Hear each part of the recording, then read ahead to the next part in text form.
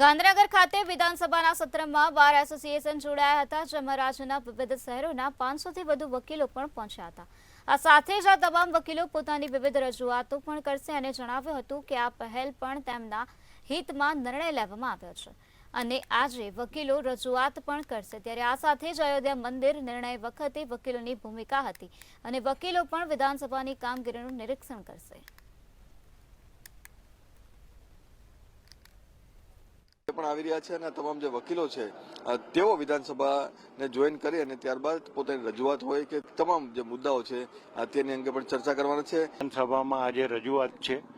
ખાસ કરીને day before yesterday શનિવારે જે નોટિફિકેશન બહાર પાડ્યું ગુજરાત લેન્ડ રેવન્યુ કોડ હેઠળનું કચ્છ ઇનામ માટે અને સાથે સાથે સૌરાષ્ટ્ર ગરખેડ માટે ટ્રસ્ટોને અને કંપનીઓને જે ફેસિલિટી આપવાની હતી એ બંધ થઈ ગઈ હતી અને એમના માટેનું એક્સટેન્શન પણ તૈયાર થયું છે. હિતમાં ઘણા બધા સારા નિર્ણયો લીધેલા છે અને આજે પણ એના અનુસંધાને જ વકીલોને આમંત્રણ અપાયું છે.